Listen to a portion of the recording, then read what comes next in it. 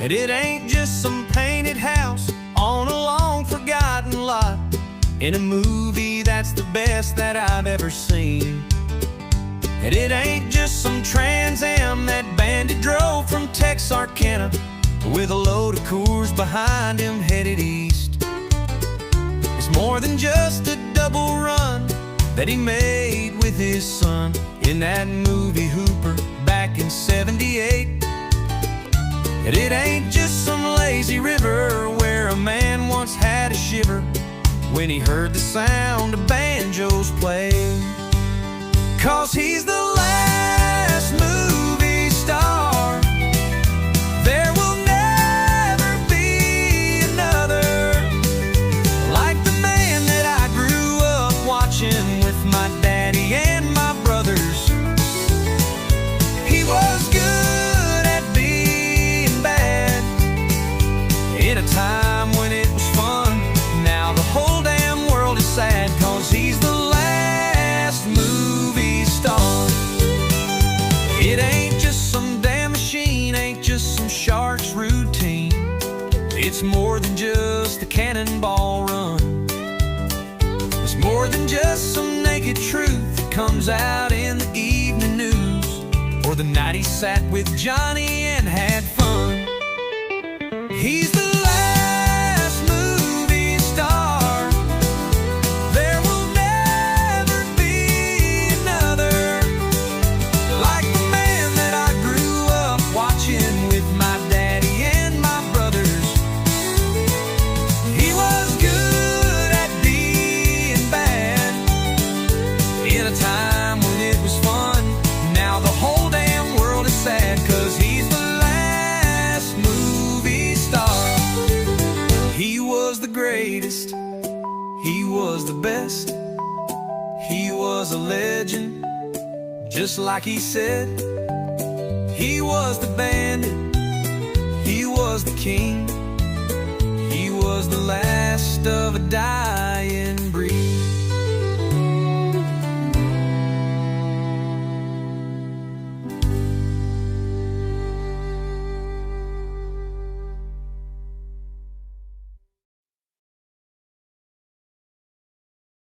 Hello, I'm Gator McKlusky, not the idiot who pretends to be. But for now, let's let this moron pretend for a bit. Ladies and gentlemen, I give you Gator McKlusky. Well, Gator McKlusky is sitting on a stump with the hammer pulled back on the 12-gauge pump, watching that swamp, looking out for the law. Well, it makes the best corn that you ever saw.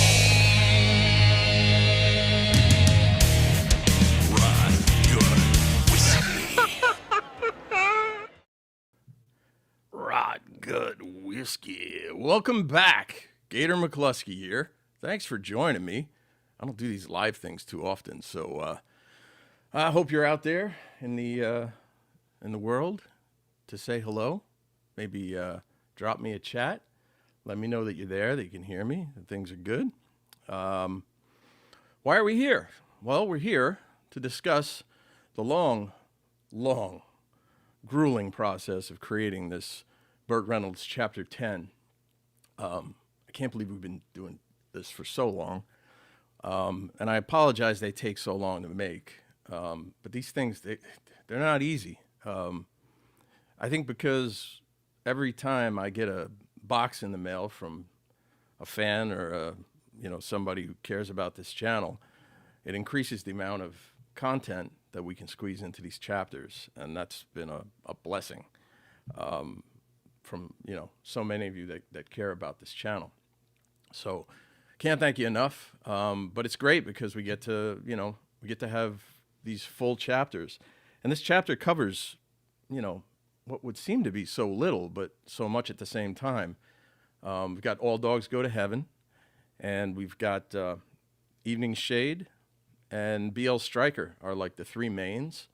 But you got to remember, BL Stryker and Evening Shade are monsters, and Evening Shade, we only really cover the first two seasons, and then we'll cover the next two seasons in the next chapter. But BL Stryker is like, I don't know, it's like 7 movies, if you think about it, because each one was like a made-for-TV movie. So it's a lot of movies. You know, we cover a lot of other stuff too. And what I'm going to do during this live show here is I'm going to play you a preview from Chapter 10 and then talk about its ultimate release, which is happening. But you'll get to see the first like a 10-minute sort of like preview, and that'll be kind of cool. And I'm going to play that right now, right off the bat, because I think I can't wait for you guys to see the full chapter. The full chapter is 90 minutes. It's an hour and a half, and man, it was a lot. So check out this preview, and hopefully we can get some more people chiming in. I'll be in the chat if you want to talk. If you want to ask any questions, I'll hit you up in the chat, and I'll see you in about 10 minutes. But enjoy this preview because it's a little bit of everything from Chapter 10, which will drop after this show.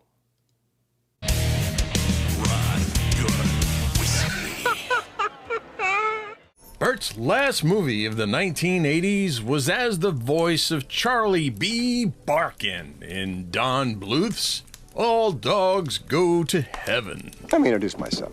I am Charlie B. Barkin, and this is my associate, Itchy Ford, Itchy Doxson. Mr. Itchy to you. How you do? BL Stryker. At the end of the year, I signed with ABC to star in a private eye series, BL Stryker. Perhaps out of desperation, asked if he would do a series of television movies in Jupiter and West Palm Beach, Florida. Yes, I do. He spent a lot of time with Quentin and hugged him and kissed him and hugged him and kissed him. A movie star of Burt's caliber being back on TV caught people by surprise. It ain't like the movies, kid. He's got a strange sense of humor. Where is our killer? And where the hell is our pizza? There's a lot of similarities between Burt and his character. Both played football at Florida State University. I was in school. I was pretty popular. Before injuries forced him to quit the game. When I was studying acting in New York in the 1950s, there was a young black actor named Ossie Davis in the class, and I was so impressed by his talent and his manner. I tried to do as many scenes with him as I could. We became friends. Oh, come on. You always had those fancy moves. Not so, my man. Copping them all off you. Prior to becoming a megastar, young Neil Patrick Harris had a prominent role in the episode Blues for Booter. Harris later paid tribute to Burt in an episode of How I Met Your Mother. What pose will you display your naked man in? Oh, that is a big question. I hadn't really thought about it. The Burt Reynolds. Tom Selleck is up my back. He's a wonderful kid, and I really like him. I call him a kid. And he's a gorgeous guy, and I want him out of the business. Tom Selleck has my old face. If somebody was going to play your life story. In my younger days, Tom Selleck.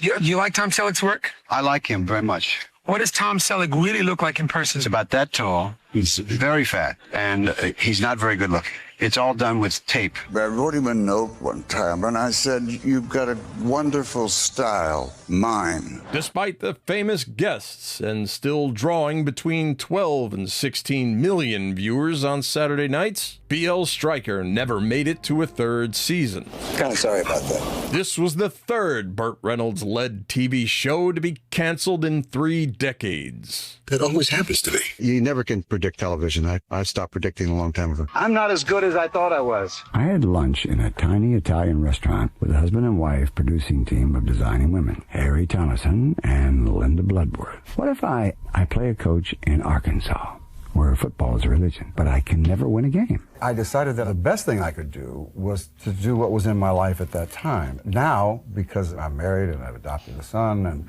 I feel like Ozzie Nelson, actually. I think it's time that I played an adult. And I played those guys so well, the cocky, womanizing guy, that I think a lot of people thought that's who I was. So it's nice to be playing a father, a married man who feels a responsibility for his kids. Sit down. You have the right to remain silent. Anything you say to your mother will be used against you in a court of law.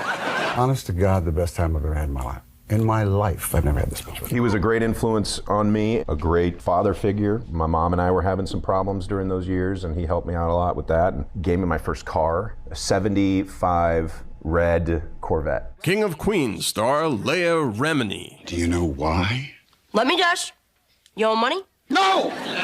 Remini was a burst of energy in season 3 and had great chemistry with J.R. Ferguson. Pick me up at 8. Perhaps the biggest future star to appear on Evening Shade was Oscar winner Billy Bob Thornton. Well, hey, Coach, I got you some flowers. For some reason, he kind of took me under his wing, and he always liked me, you know, and he actually helped me a lot in the beginning. Billy Bob's psychic mother actually told him he'd win an Academy Award. She told me one time that one of these days I was going to get close to Burt Reynolds, that I would be really close to Burt Reynolds, and that he was going to help me out somehow in my career. And she told me that I would win an Academy Award before I ever became an actor. What are y'all doing in here? You got individual stalls or something? He did hit me one time live in front of an audience, and I couldn't breathe and I couldn't say my lines. He hit me with an open hand, but in the lung, and he's got arms like Popeye, you know, those big forearms.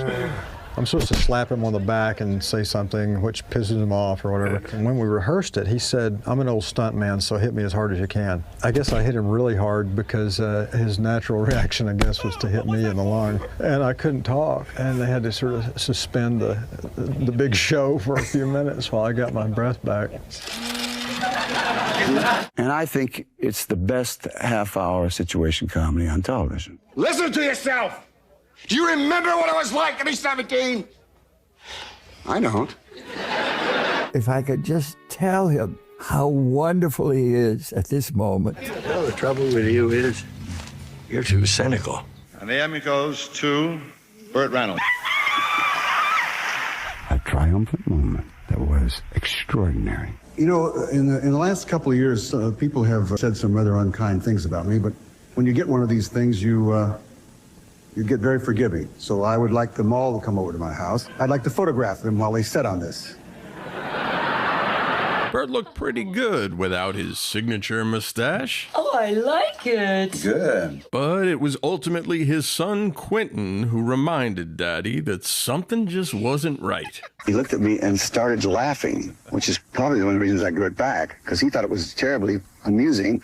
And then he went, "Mustache all gone," and then he laughed some more. So he has the major vote in our house anyway, so that was the deciding vote. If it'll help the ratings, I'll damn near cut off anything.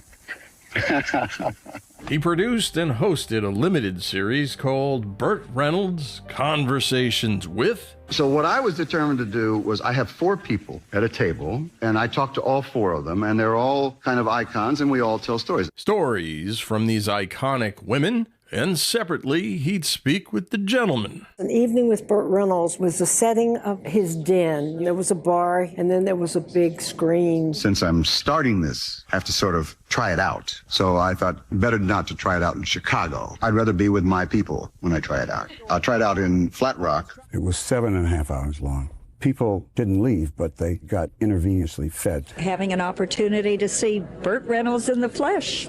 He arrested me once. Especially for fighting. I was being 3 other guys, and I remember he threw me in the cell, and he came back and he said, "Your father's here, you can go home. Your father's here, you can go home. Your father's here, you can go home." He looked at me and said, "Your father didn't show up." She's never said very many nice things about me since we broke up, but I got to tell you something. I only got good things to say about her. I have a movie coming out called Cop and a Half. It's kind of like Home Alone meets Dirty Harry. This was Burt's first lead role in over 4 years. He wanted a film that his son Quentin could see, as this character would showcase his fatherly instincts. Actually, the doctors don't have much hope for him, and they're gonna cut off his testicles.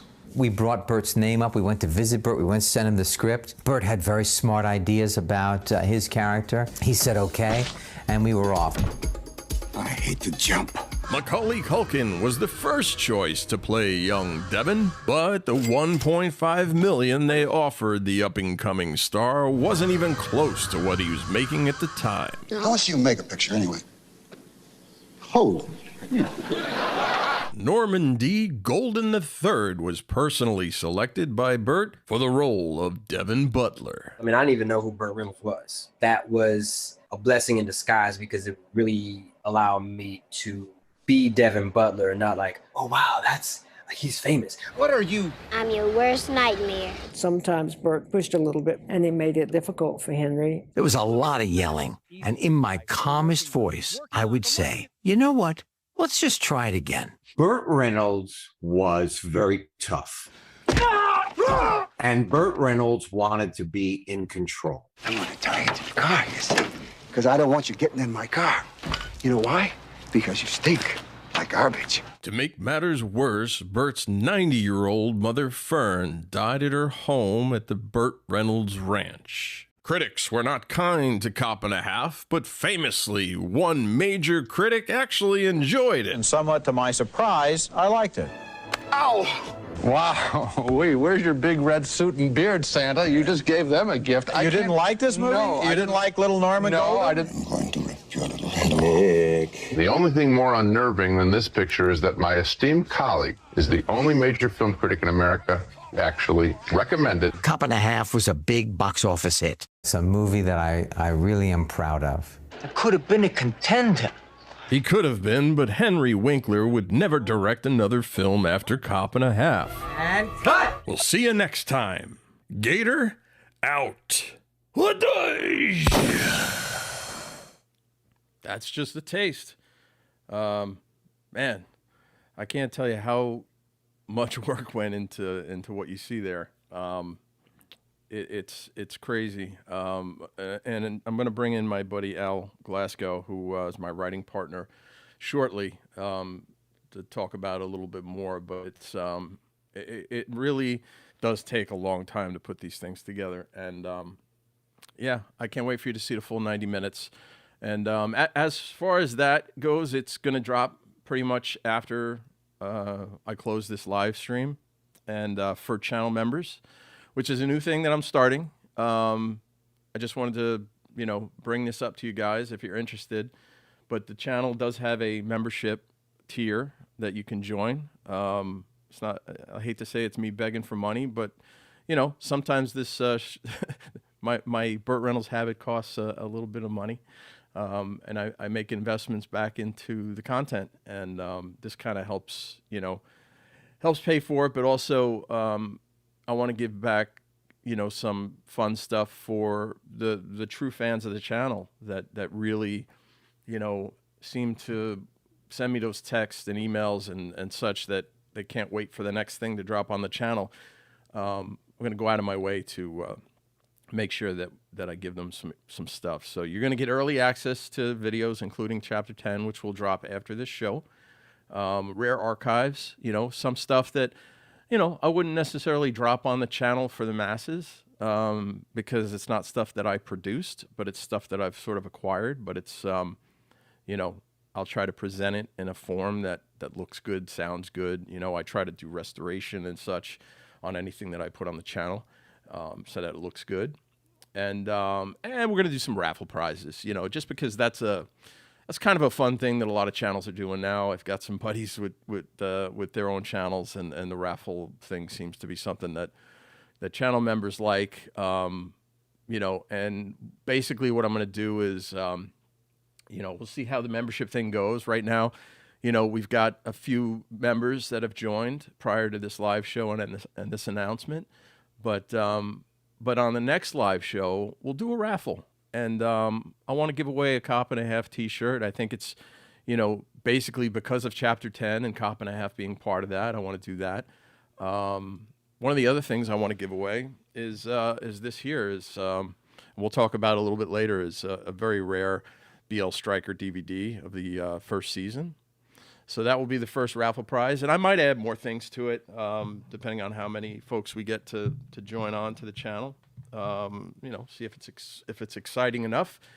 Like I said, I would like to do more live shows, and I think Al and I, my writing partner, have come up with some content ideas to make it worth going live.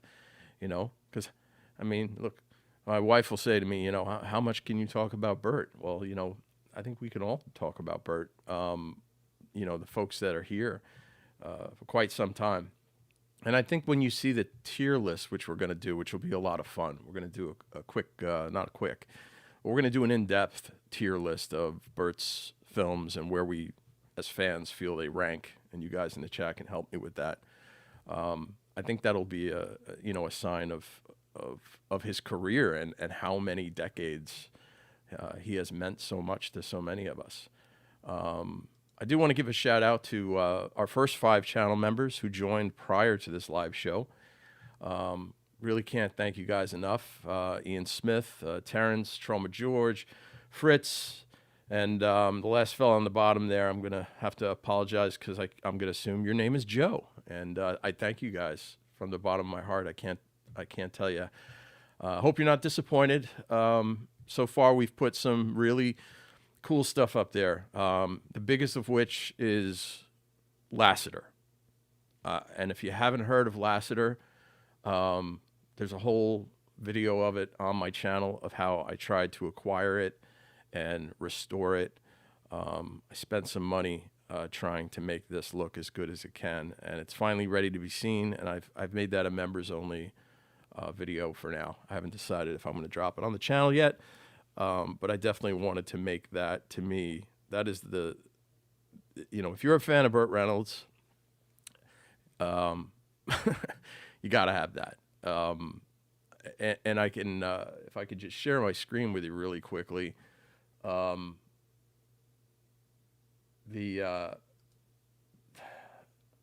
don't have it here. Sorry, I'm going to do my best here to try to not make this slow down, but Lassiter's up there. Lassiter is a pilot that Burt did back in the late 60s, and it didn't get picked up. But when you watch it, you'll love it. It's so good. I don't know why they didn't pick it up. It's a tremendous hour-long pilot episode that could have just been a great series. And I mean, he went on to do, some good series in Dan August and Hawk, but Lassiter could have been right up there with them, maybe even better. So if you get a chance to check that out, that's what that is. That is, I lost my train of thought. So look, if you decide to become a channel member, what you're going to do is you're going to go to my YouTube page. You're going to click on this little join thing, and for $2.99 a month. Look, I'm not looking to make a fortune on this channel. I'm not looking to go, use the money to go on vacation. It all goes back into the channel. It all goes into acquiring more Burt stuff, to help bring this man's legacy, continue to bring this man's legacy to to you guys and the masses to, appreciate what he means to a whole lot of us that grew up on Burt Reynolds. I mean, for me, he was the man. For some kids my age, it was could have been James Bond, it could have been Rocky, it could have been whoever. But when I saw Smokey and the Bandit, I had to be that dude. He was the guy that made me race to the movie theaters no matter what he put out. I loved his stuff, and I will continue to honor him as best I can. All right, next, I wanted to tell you a little story. Let me hit my merch store too. I'm sorry, more damn promotion, but I do have a merch store. If you want to buy a hat, a shirt, mug, it's the Gator logo. It's my new official logo that I'm kind of using for Gator. So when you wear the hat, you don't necessarily have to feel like, hey, it's because that cool guy's Gator channel. Okay, no, you're wearing the hat because that's Burt. Burt was Gator McKlusky. We all know that, right? So you're representing Burt, and it's a cool way to do it. So, yeah, and if you love me and you want to say, oh, I love that guy Gator on his channel, and I'm going to wear his hat, then you can buy that, So anyway, links always going to be in the description of the video. You can go buy yourself a hat, blah, blah, blah, blah. Big shout out to Cisco Lopez, who has become a channel member. Number 6. Thank you, Cisco. I really appreciate you, brother. fantastic. So we're on our way. We got 6. We're going to get a raffle. We're going to have some fun. I'm trying to make the channel a little bit bigger if I can. Again, it takes so long to do these chapters. It kind of puts me out of commission for so long, but I need to focus and try to like drop more in the process as we approach chapter 11, which will be another monster. And then what do I do when I finish? Believe it or not, I go back to chapter 1 because I have acquired so much stuff over the years from fans that have reached out to me and said, hey, do you have this? Do you have that? I got boxes and boxes of VHS tapes showing up at my doorstep with all this stuff that the very first chapter I did, which covered deliverance, is only like 20 minutes long, 25 minutes long. I don't even remember. It's really short. And this one is 90 minutes and covers like far less. It's because I didn't have the material. I didn't have that much stuff on hand. But now, wow. So chapter 1, it could probably be 3 hours. Probably watching the Odyssey. Hopefully more like watching Braveheart and less like watching the Odyssey. I don't want to do movie reviews, but I saw the Odyssey, so enjoy it. Okay, now, next thing I'd like to talk about is, you know what? Let me bring in my buddy for this because I think he'll appreciate it. This guy, Al Glasgow, I consider him a Burt Reynolds historian, a writer. He's a co-producer of the show. Here's what he does. I digitize all of this stuff, tapes, audio tapes, records, everything I can possibly get my hands on, I digitize it, and I put it in a cloud. I couldn't possibly have the time to sort through it all, log it, figure out what's useful, figure out what's not useful. I mean, ultimately, I do have the final say when it comes to the final cut, but Al is a guy who goes through it all, takes notes, does research, gets the facts right. And for those of you who don't know, we base all of this on Burt's words. So if there are inaccuracies in any of these chapters, they're not inaccuracies in Burt's opinion because these are Burt's opinions. So if Burt says he did something, if Burt says that he, turned down a certain role, let's say he turned down, if he says, I turned down The Godfather, it doesn't mean that they offered him The Godfather. It doesn't mean that that happened.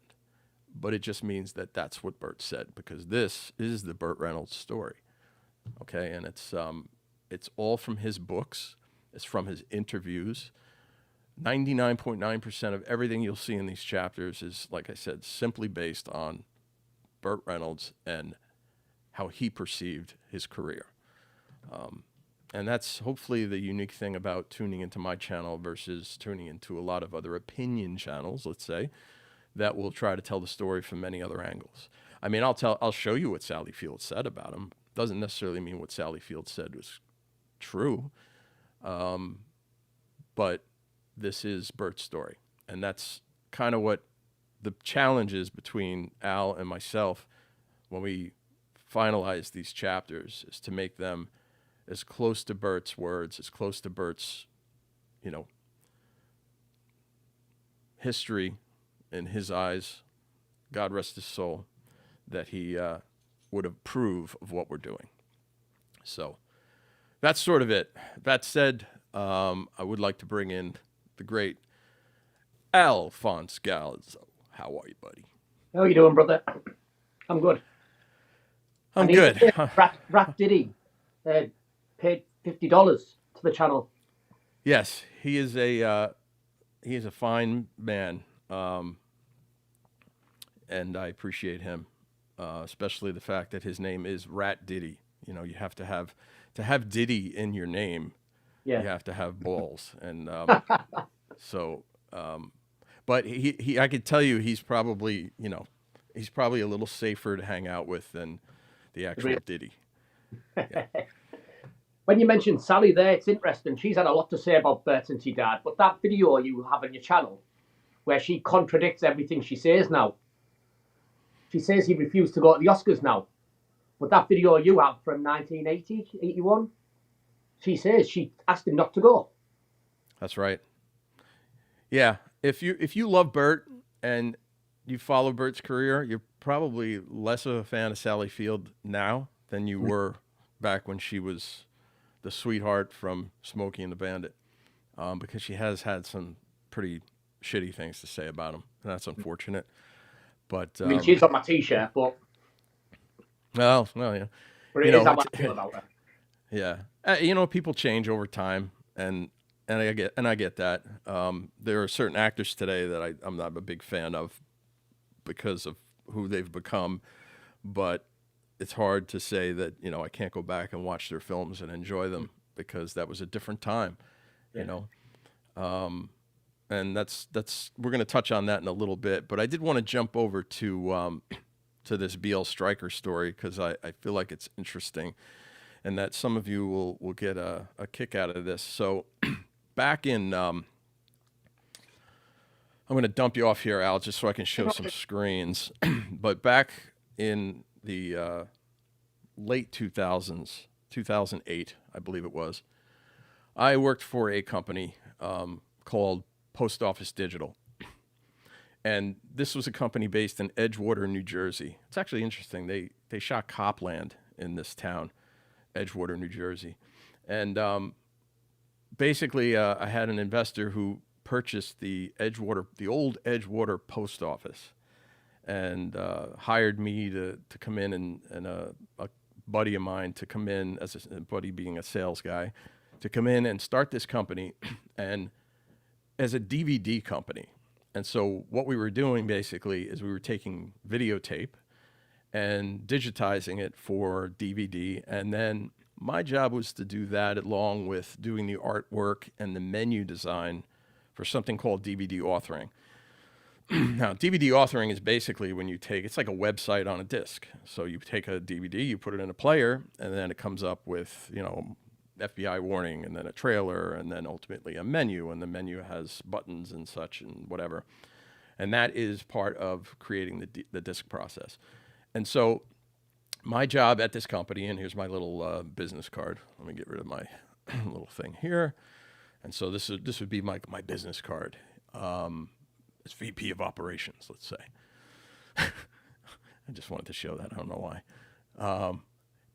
And I actually got the opportunity to work on BL Stryker.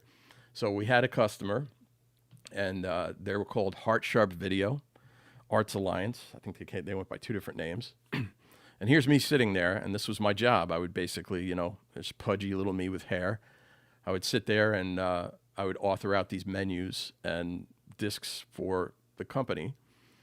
But the interesting part of the story is that this customer knew that I was a Burt Reynolds fanatic and came to me with this news, knowing that I was going to do backflips. And they said, "Hey, Gator, you're not going to believe this, but we just acquired BL Stryker, and we want you to author it because we know that, this is right up your alley." And I'm like, "Oh my God, this is like amazing." I said, "Is there any chance that, Burt's going to do any extra stuff for it? Maybe like some director's commentary?" And they were like, "No, we kind of asked them, but the cost factor behind it was a little expensive, so we decided not to do it." And so I thought about it, and I said to the customer, I said, "Look, if you can convince Burt to do director's commentary," which is basically he sits there for the duration of each episode and talks about everything that's on screen. And as a viewer watching the DVD, you put it in, you can select the commentary, and then as it plays through, you are listening to Burt tell stories about everything you're watching. And it makes for a fascinating, bonus for anybody who's a fan of Burt or the show. So I presented this idea to the client. I said, "Look, I will fly to Burt's home on my own dime. I will bring recording equipment, and it won't cost you a dime. All you got to do is get Burt to agree to do it and obviously pay Burt." And they were like, "You would do that?" I'm like, "I would do that." I said, "I might even pay whatever Burt wants to do this." I said, "This is an opportunity of a lifetime to sit with him for hours and actually record him." So the customer was all for it, right? So they went back to Burt and they said he was interested. Now you can't imagine how this made me feel. I was like, this is going to be like the opportunity of a lifetime. Fly down to Jupiter, Florida, go into Burt's home with a microphone and a tape recorder, hey, and sit there and listen to stories. It would have been just incredible. Unfortunately, at the last minute, they pulled out of the deal, and Burt just said he didn't want to do it. Now, there could be a number of reasons why he didn't want to do it. Maybe he just didn't want to be bothered. Maybe he didn't think highly enough of the series. Maybe he had another project that he was locked into doing, and it just wasn't going to work out. But that was one of those unfortunate, missed opportunities that never happened. But I did want to share that with you, along with what I wanted to show you this too. So.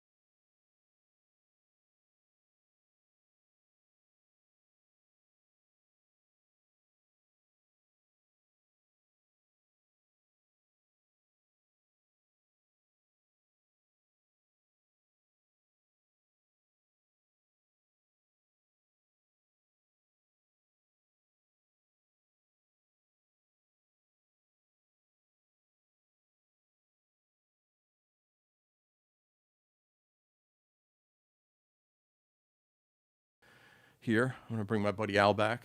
Pretty cool, right? Yeah, look, I think it's amazing. He was so close. You were so close to working with him. That would have been amazing. Oh, God, you have no idea. I'm look, if it's a lesson in life, you see an opportunity, you just have to dive in and jump. Olive is saying there's no sound. Am I the only one that can't hear him? Okay. You guys are saying there's no sound.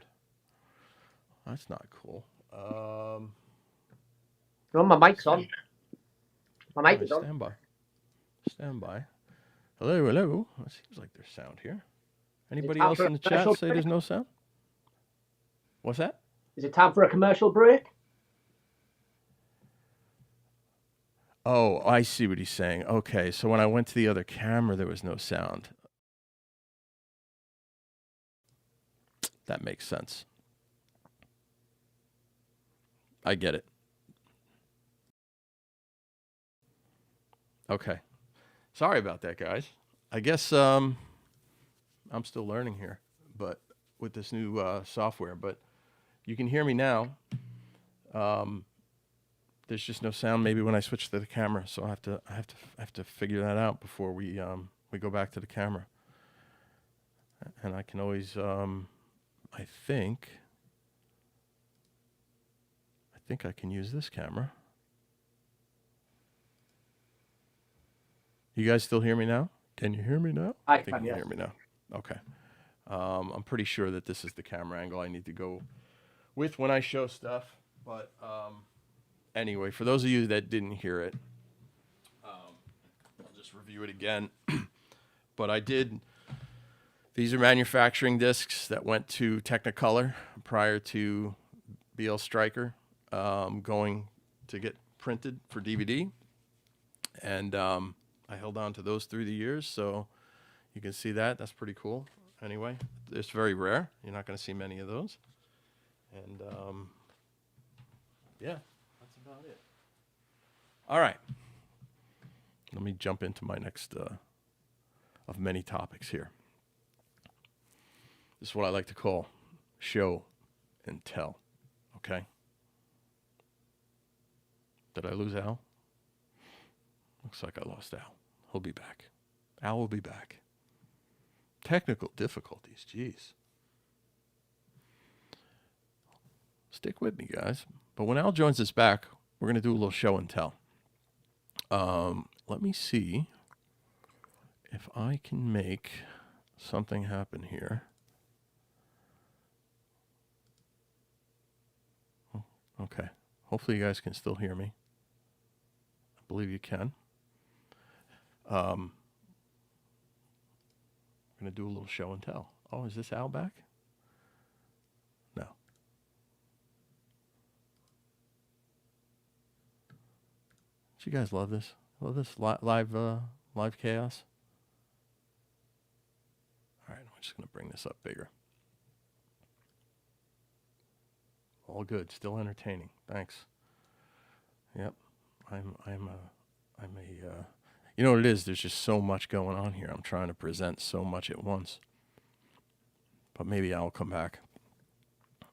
Where the hell was I?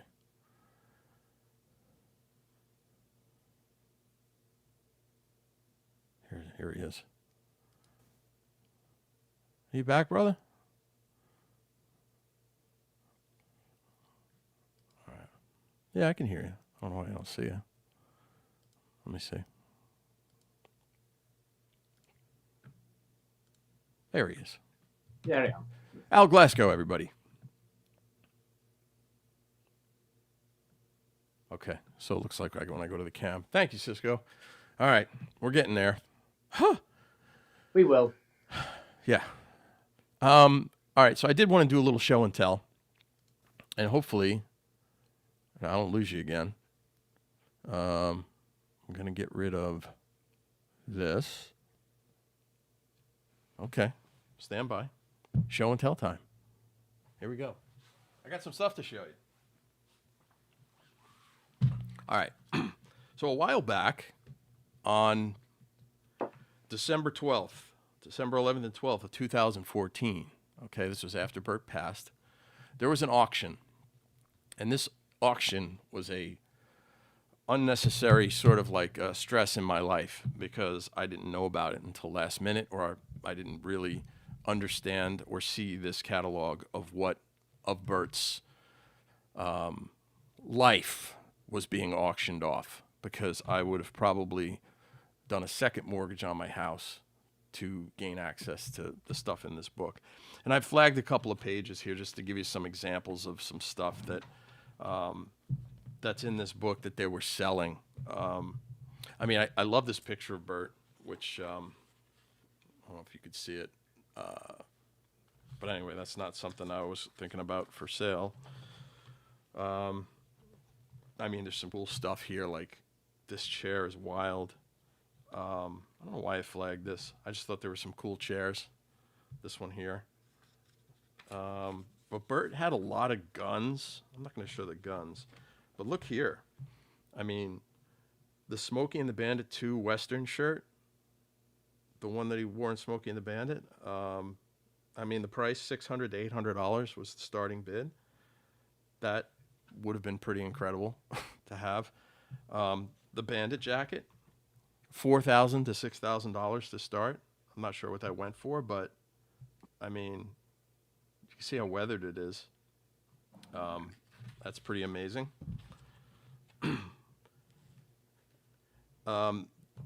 This car, I believe his son Quentin was shot in terms of it being a toy for him. That's interesting. This Burt Reynolds director's chair, this Deliverance clapboard. The badge from Best Little Whorehouse in Texas. I mean, I might have put $500 down for that. Again, like I said, I don't know what it went for, but what do you think, Al? We do have a chapter on the auction.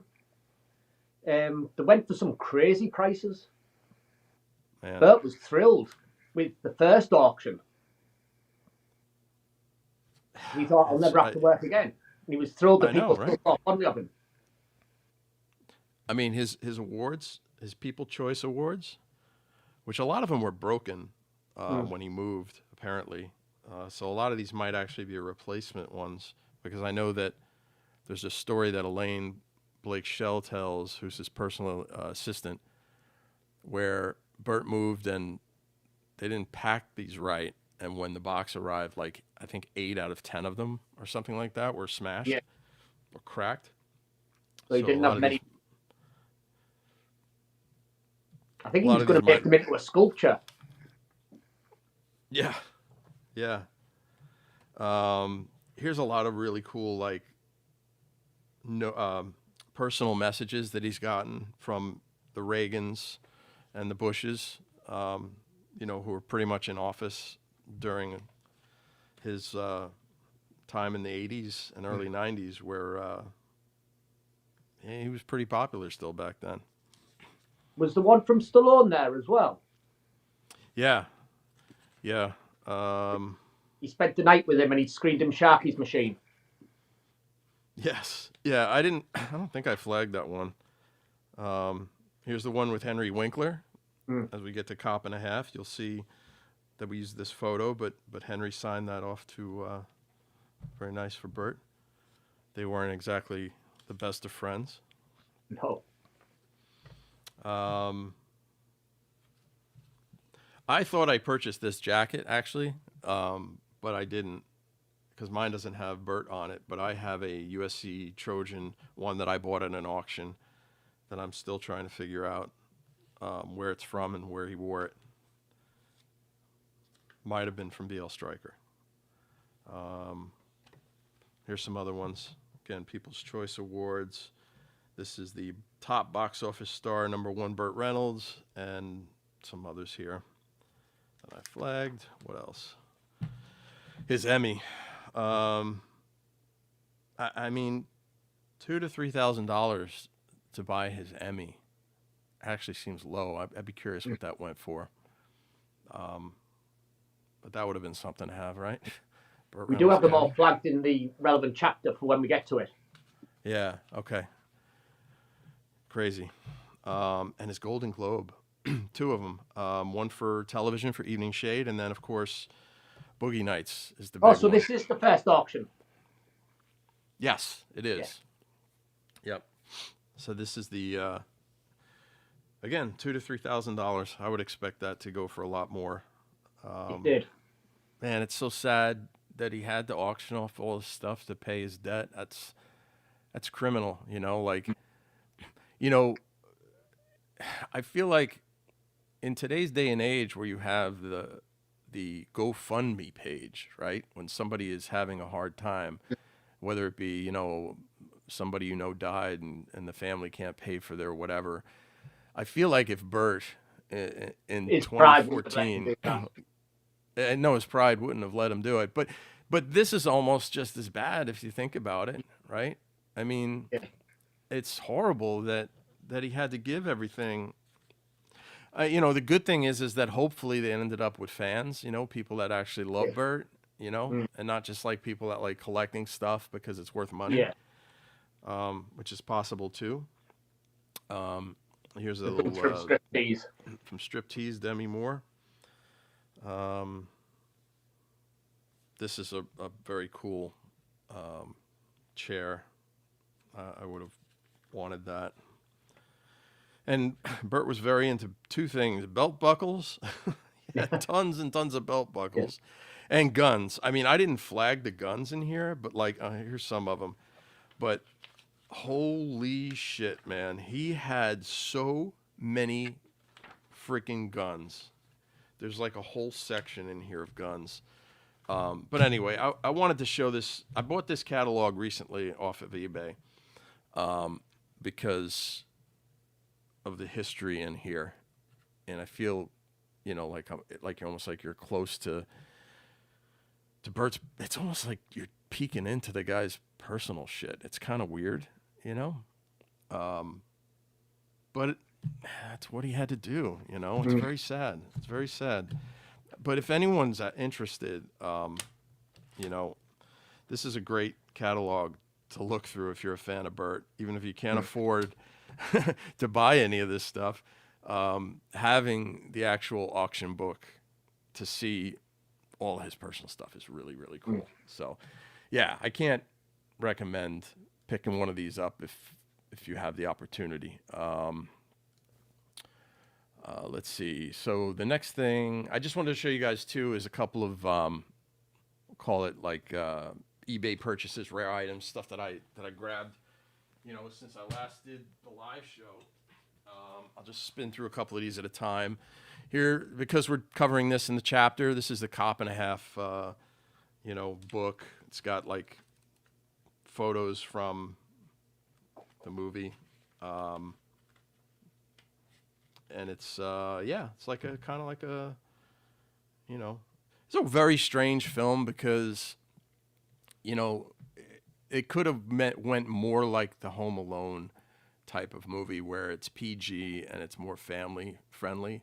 Where Cop and a Half just it couldn't decide if it wanted to be a family movie or, you know, try to put enough violence and language in it to make it a Burt Reynolds vehicle. You know, so even though it was PG or PG-13 at the time, it still was a little too violent for kids, and you know, they couldn't make that decision as to how they wanted to. I don't mind Cop and a Half. I'm in Roger Ebert's camp. I don't mind it. Burt sweats a hell of a lot in it. Let's put it this way: Burt's made a lot worse movies than Cop and a Half. Yes, he has. Yeah. Here's a Cop and a Half script I picked up, which is kind of cool. Again, something to every now and then to just take a look at.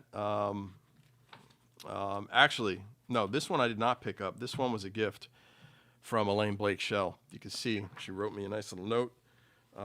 But she would find stuff. If anyone hasn't seen my interviews with Elaine on the channel, they're really interesting because she was very close to Burt for the major part of his successful time and has incredible stories about his life.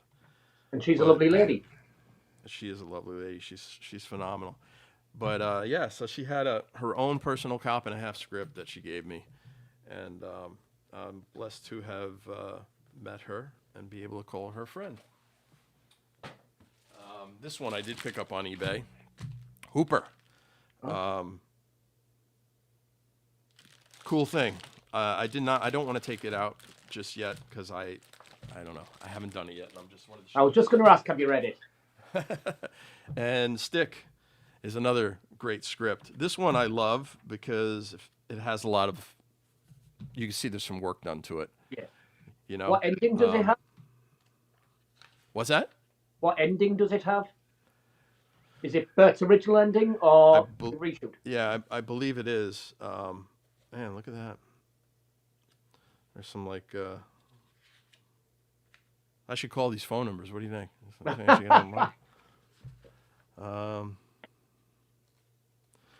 Making U-turns across the median to head toward each other. Right. Credits scroll. If you go back a few more pages, you might see whether it ends after the balcony or Nesters.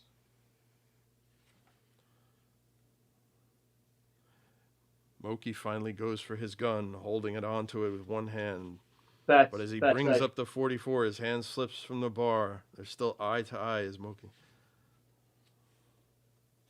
What's Bert's version? This is Bert's version, right? Yeah. Yeah, so this is the original script. Revised first draft screenplay. August 5th, 1983. 83. The reshoots weren't until later. This is another thing that I might try to get transferred at some point. I will take this out. And it may not be very much of anything to look at, but It is a Super 8 film of The Longest Yard. It's not going to be the full film. Let's see if there's a runtime on here. My guess is it's probably highlights because of the size of the reel. It does say Marketing Film International, so I'm not quite sure what this is, but yeah. I used to have the ability to transfer Super 8 film to tape, but I no longer do. But I may try to get this transferred, even though I don't expect it to have anything new. To be honest. No. Still cool to have. Yes, for sure. I find this graphic really jumped out at me when I saw it, so I picked this up on eBay. I thought it was very cool. It almost reminds me of the Gator poster, like the original Gator poster, you know? It's got a great look to it. It would look good on a t-shirt. Yeah, it would. It would. I wonder if that would get... This, I've never seen this photo of Burt. Look at that. No, neither have I. Right? That seems rare. I've not seen that before. Yeah. And then most of these other ones I've seen, I mean, this is just cookie cutter stuff from movies. But as far as this little magazine I found goes, that photo itself seems to be very rare. Yeah. Then, you know, some of the other stuff I picked up, you know, I don't know if you've heard of a press kit, but you can get these things on eBay if anybody's interested. But a press kit is basically when a movie comes out, they're gonna send out this to distributors, I guess, or, you know, theaters or critics or whatever, and they typically contain tons and tons of photos from the film. So you're going to get basically all the official release photos from the film. Oh, the great Madeline Kahn. Yeah.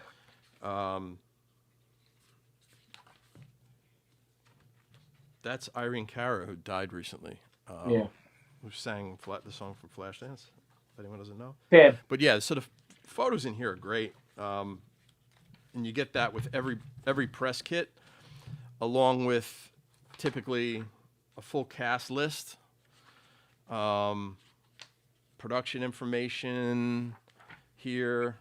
Here's a Clint Eastwood biography, and of course the Burt Reynolds biography. And these are multiple pages, you know, so they really go into depth. But you got to remember, this is what were we talking, like 1984? Yeah. Yeah.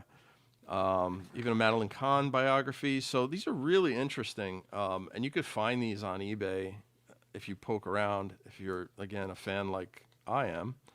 And even Richard Benjamin, who was the director, has his own little biography in there. So, you know, these are great because they, you know, they're a snapshot in time that brings you close to a particular film. I won't go into all of them, but I will show you the other ones that I grabbed. This is one of my favorite Burt Reynolds movies of all time. You really do like WW and the Dixie Dance Kings. I freaking love this film. And I'm sorry, I am gonna open this one because the photos are gonna be incredible. This is, if anyone hasn't seen WW and the Dixie Dance Kings, it's on my channel. I keep waiting for them to take it down, but it's on my channel, and it's got like more views than anything I've put up there. I think it's got like 170,000 views, and it deserves to, because if you've ever searched for WW and the Dixie Dance Kings on YouTube, nothing compares to the one that I have, because I've worked my ass off restoring it and cleaning it and making it as perfect as I possibly could. So if you're a fan of this film, and I am, man, this film is amazing. I mean, this is the first time we saw Burt as Burt. Like, the first time we saw Burt as the bandit, as Hooper, as the Cannonball Run character. The Burt that you fell in love with, that was the funny, wise guy, sort of womanizing jerk, but you loved him. It all started, in my opinion, with WW and the Dixie Dance Kings. Here he is with Ned Beatty. I mean, Ned Beatty's a national treasure, and Burt's worked with him like 7-8 times. The great Mel Tillis. There's a great story about how Mel Tillis, who's a classic stutterer, was basically yelled at by the director to stop stuttering, and Burt got super mad because that's what he's known for. Can't not stutter. And Art Carney, man. So Art Carney, talking about the Honeymooners, right? I mean, if you've never seen Art Carney on The Tonight Show with Burt Reynolds, go watch that clip. It's one of the funniest things you'll ever see in your life. Art Carney is again, another national treasure. And he plays sort of like the bad guy sheriff in this. It's almost like he's Buford T. Justice before Buford T. Justice in WW. And of course, Burt's love of country music came about in here. This is the film where he met Jerry Reed. There's Burt with Art Carney in the car at the end. Phenomenal. There he is with Mel Tillis pointing the gun in his face. That's such a great scene. Here he is with the whole band, the Dixie Dance Kings, okay? So we've got Don Williams and Jerry Reed, Burt Reynolds, Connie Van Dyke, who was, this part was supposed to be played by Dolly Parton, believe it or not. It would have been might have been a much more successful movie if Dolly would have been that part. But Don Williams and Jerry Reed in the same band. And James Hampton, who, Caretaker and The Longest Yard.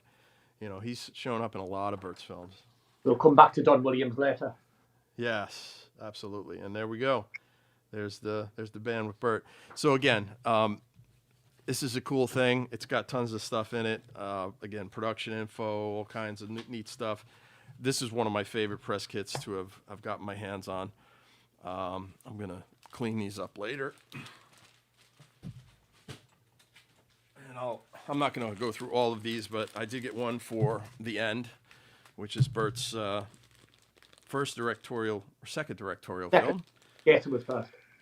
The Man Who Loved Women, Blake Edwards directing with Julie Andrews. So that's the press kit for that, which is kind of cool to have. Here's a real oldie, The Man Who Loved Cat Dancing. Press kit for that. You know, and the press kit for Hustle. So anyway, that's what I've acquired since I've probably last seen you folks going live. Wanted to give you a bit of that. The next thing I want to do, this is going to be cool, and I'm going to change the little banner here. So Burt has done a handful of audiobooks reads, and he did one for the book Just Cause, where they made a film with Sean Connery. And I saw this on eBay, and I'm like, well, I've seen the movie. I love Sean Connery. I'm like, Burt reading the book. I think I need to have this. So like with all my other problems in life where I've got stuff I need to spend money on, you know, this came next. So I thought it would be fun for us to maybe hear a little bit of this together, sort of as a fun show and tell, because I did not have the means to play back a cassette until recently when I just went on Amazon and bought this little player. And I'm hoping that we can just listen to like a few seconds of this just to hear Burt reading this story from Just Cause.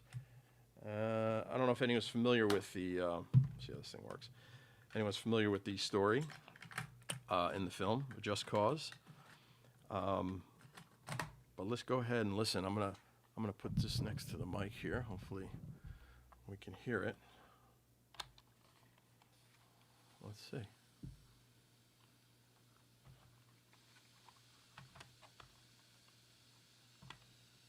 Any moment now.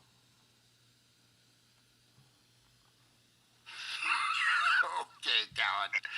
Imagine two men in adjacent cells on death row. One man wants to get out because he took a fall on the shabbiest case any detective ever put together. Convicted by a cracker jury that probably believed he was the craziest murdering nigger they'd ever seen. All right, I didn't know that was going to happen. Convict him, but for all the wrong reasons. Now, the other man knows he's never going to get out of his date with the electric chair. And the thing that bothers him the most is a bit of unfinished hatred. There's something he still wants to get done, something so evil and wrong that there's only one person on the earth he could have asked to do it. Somebody just like him. Someone just exactly like him. So they discover a few coincidences, like they were in the same place at the same time, driving the same type car. And they get an idea, huh? The one man who'll never get off of the road will take the other's crime. And then that man, when he gets out, will do that certain something just for his partner. What do you think? It was interesting. Yeah. I mean, he certainly, he isn't just reading the book. No, he's very into it. Yeah. I mean, that's pretty cool. I mean, as honestly, the first time I've listened to it, and I'm thinking, okay, now that I got this little cassette player, I'm gonna rip the whole thing and listen to it. Does it say what it's from? Like late 90s, maybe? It's a good question. Let's see. It says it's approximately 3 hours. Off the top of my head, the movie was about 95. Yeah, well, Burt was probably really into it and kept about the reader.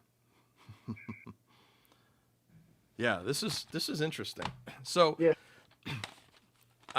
Again, one of those things where like he's got a bunch of these audiobooks out there. So I think I'm from the sounds of this, I'm not only going to listen to this, but I'm going to probably try to acquire a few more of them.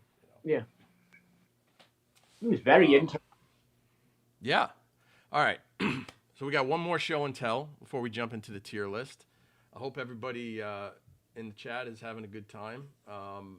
We'll get to your questions in a bit. But I have one more thing to show you that I think you'll enjoy. Excuse me while I take a sip of my whiskey. It's not whiskey. All right. You ever see one of these? A record player.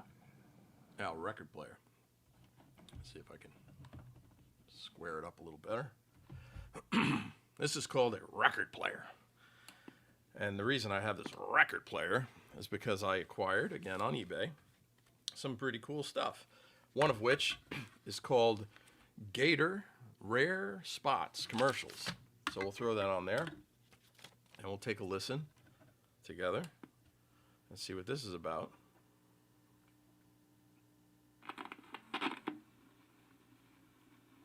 Now, Burt Reynolds, the master of the hip, slam, bash, choke, smother, and squash, is about to be made mincemeat of. All right, I'm going to say that I probably have it at the wrong speed. What do you think? Yeah, I think so. All right, let me see. Oh, that's faster. All right, that's slower. All right, let's try that again. Now, Burt Reynolds, the master of the hip, slam, bash, choke, smother, and squash, is about to be made mincemeat of as he takes on the crooked cops in Dunston County. Somebody get you, Gator. Burt Reynolds. I want you to check on a guy. Jack Weston. Named Gator. Lauren Hutton. McKlusky. Jerry Reed. Gator. Alice Ghostly. McKlusky. In Gator. Kill him. Rated PG. Parental guidance suggested. That would have been R today, probably. Yeah. All right, you want to hear another? Yeah.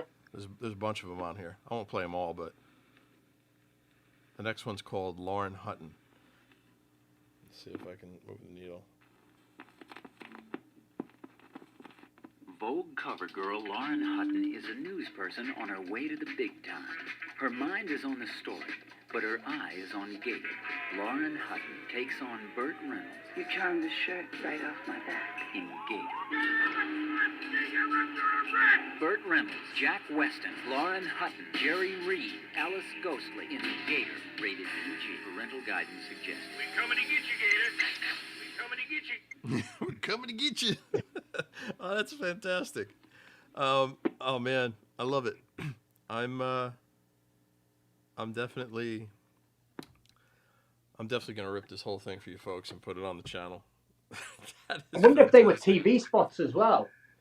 They say radio spot commercials, so give you a closer look at it. So there it is, radio spot commercials. See. All right, man. I got one more. Let's see if I can play this one at the right speed. This one's going to require this little guy here. So we got Hustle. Now, this one I'm a little bit nervous about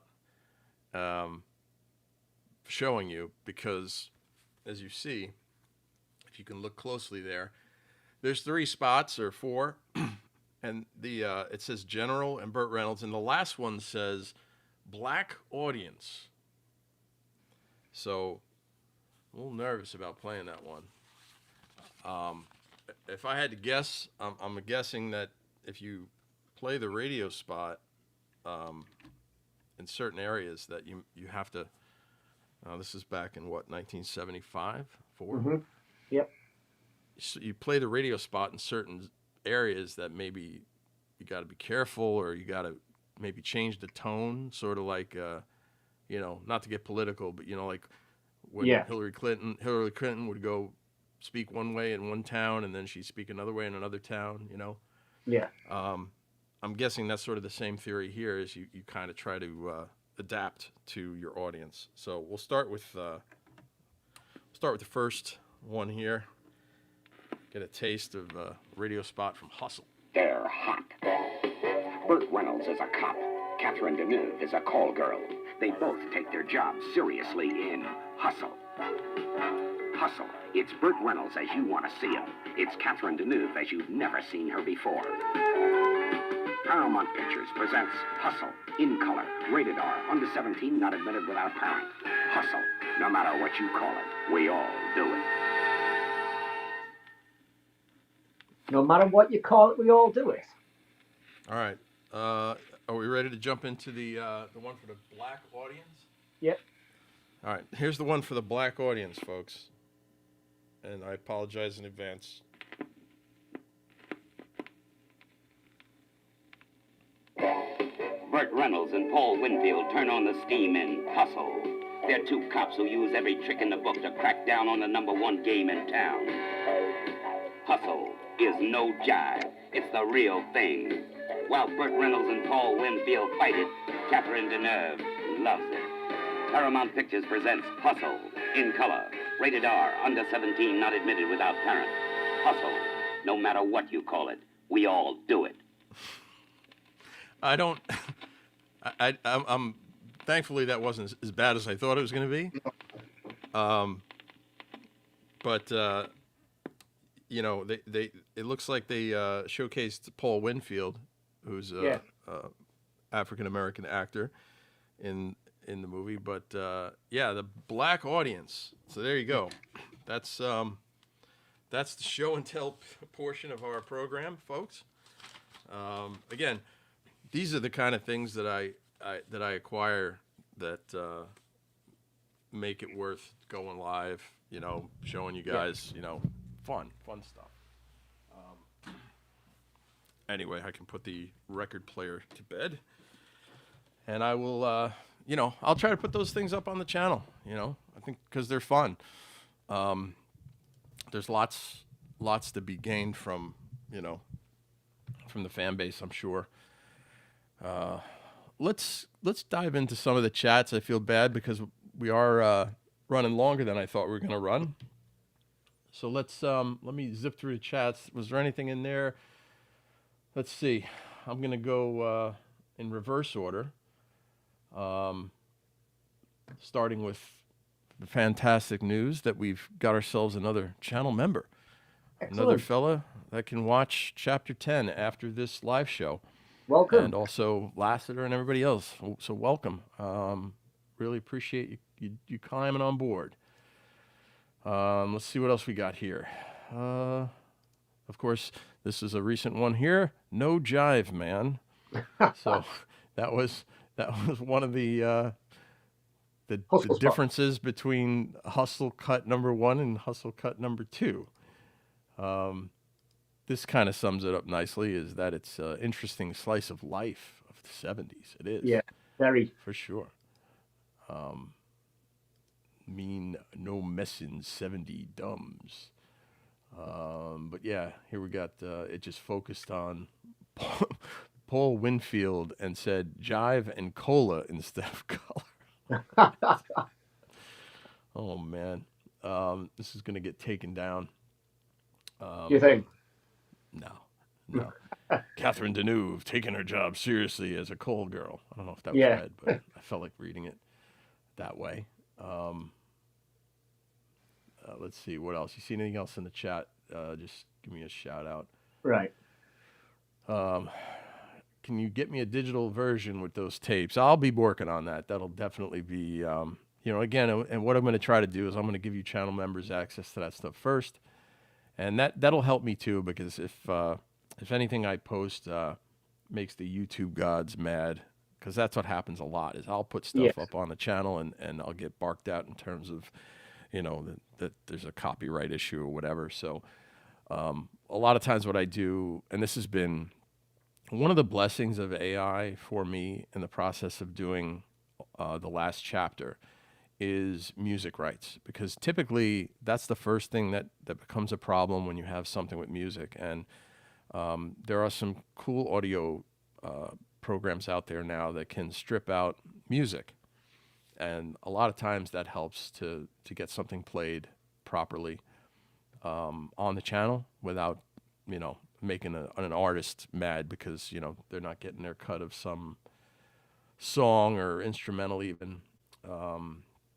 But yeah, I will do my best to put that on as soon as I can. All right, let's jump into the tier list. I think you guys are going to love this. I wanted to try to keep this show under 2 hours, so if we can spend the next 30 on this, I think it'll be hard, but it'll be fun, and it's something that I've wanted to do for a long time. So let's do a tier list ranking Burt Reynolds' best films. Tier lists are popular, if you've never seen them, they're ranking systems that start, they're kind of like A, B, C, D, and you rank films, or you rank maybe records, or rank whatever. And then there's an S tier, and S is sort of like the highest possible. It's the god of all films, the Citizen Kane of Burt Reynolds films would land in the S tier. So getting a look at that and the way it looks would be something like this. Stand by. Doing this on the fly, folks. Okay, so here's the typical tier list. So on the right here, we have all of Burt's films that we know and love. And then over here on the left, we've got S, A, B, C, D. So we're not going to do these in any particular order. I'm going to do them from the top down, which is just, it's kind of all over the place. And we'll start with a little film that Burt did called The Crew, which if you haven't seen it, then you might not have an opinion as to where a movie like The Crew would rank in this tier list. We're going to have other films that you'll immediately feel like, oh, I've seen that 100 times and that belongs here. So what do you think? What are your thoughts about The Crew, Al? I really like it. I think it's very underrated. It should have done a lot better box office wise. You've got Burt, you've got Dreyfus, Dan Hedaya. I love the guy. It should have done a lot better. I like it. It's cute. Yeah, and you know who else is in it is the guy from Entourage that plays Ari. Oh yes, I forgot his name now. Yeah, his name escapes me. I'm gonna have Carrie Moss is in it from The Matrix. Yes, you're right. Dreyfus' daughter. Let me. We're gonna need this handy, I think, as I get older. My memory doesn't exactly. Plus, we can get the year off of here. What are we looking at? I think it was 99. The Crew. Let's see if you're right. 2000. 2000, close. All right, so the crew, Jennifer Tilly was in it. Oh. Jennifer Tilly, yeah. Jeremy Piven, yeah. Jeremy Piven, Piven is, he's really good in it. This is probably before Entourage, right? Oh yes, I guess so. Entourage, yeah, years before Entourage. So, yeah, I'm with you. This is kind of like an enjoyable Burt movie. It's, there are going to be some films that we look at where Burt has more of a supporting role as opposed to a lead role. I see Ernie in the chat here is his thoughts on that is a C. I was thinking, yeah, I can't argue the C. Maybe if Burt was the lead in it, which he kind of is, but he's sharing screen mostly with 3 other guys. Yeah. I can't argue C. I was thinking either B or C. What do you think? Yeah. I'm thinking B or C, yes. B or C. Okay. Yeah, I'm thinking go B, will be generous. I like it. It's one of his better post-Boogie Nights movies. Okay. Yeah, and also I kind of feel like we're going to have plenty of C's and D's, so yeah. So let's go ahead and we'll give it a B.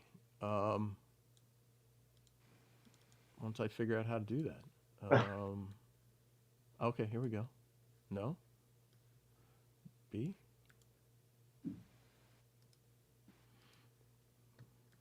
Come on, baby. Come on. I'm gonna ruin the whole tier list idea if I can't figure out how to bring it over to B. That's friggin' lame. Labeled B. Man, let me refresh this screen maybe. Right. Fun stuff. We could always cut to commercial. Can't talk properly. We could always cut to commercial. Oh, we haven't cut to any commercials. Hey, we'll be right back after this break. Stand with us.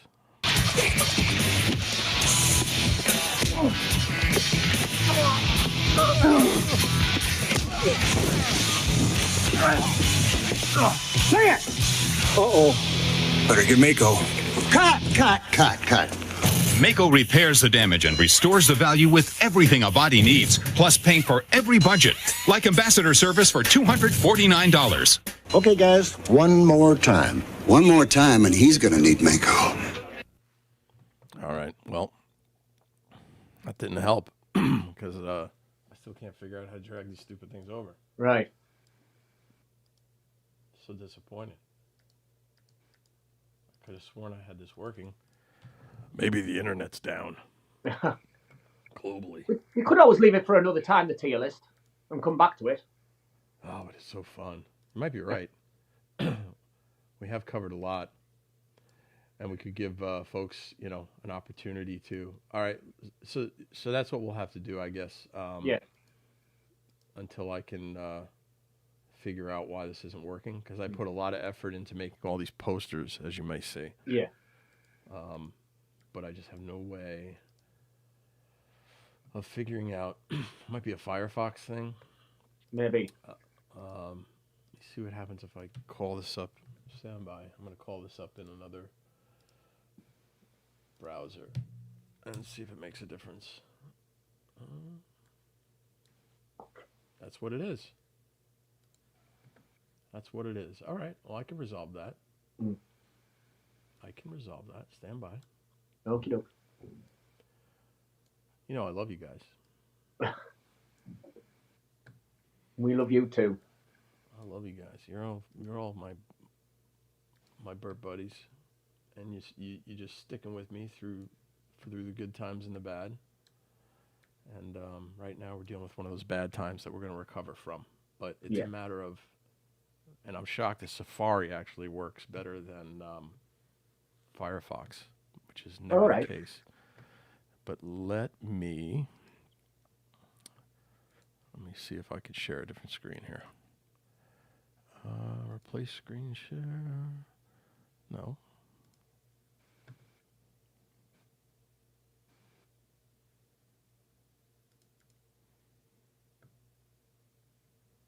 Hang with me, folks. Hang with me. We're going to get through this. We are going to get through this.